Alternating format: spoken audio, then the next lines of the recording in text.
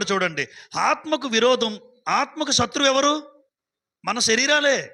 నీ ఆత్మకు శత్రువు నీ శరీరం, నా ఆత్మకు శత్రువు నా శరీరం. అలాంటప్పుడు ఈ ఆత్మీయ జీవితం జీవించడానికి శరీరం ఎప్పుడు ఒప్పుకోదు, ఎప్పుడు శరీరం సహకరించదు.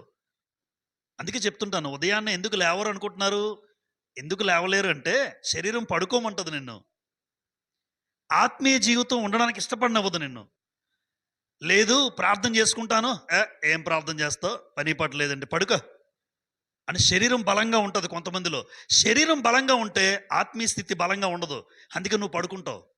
ప్రార్థన చేసుకోవాలి అనిపించదు, నీకు వాక్యం చదివేలా అనిపించదు, ఉదయాన్నే లేవాలి దేవునితో మాట్లాడాలి అనిపించదు. ఎందుకు అంటే ఆ వ్యక్తి ఆత్మకు విరోధంగా పోరాడేది ఏది? శరీరం. నీ శరీరం నీకు బలంగా ఉంది. బలంగా ఉన్న శరీరం దగ్గర నీ ఆత్మ బలహీనంగా ఉంది కనుక నువ్వు ఓడిపోతావు.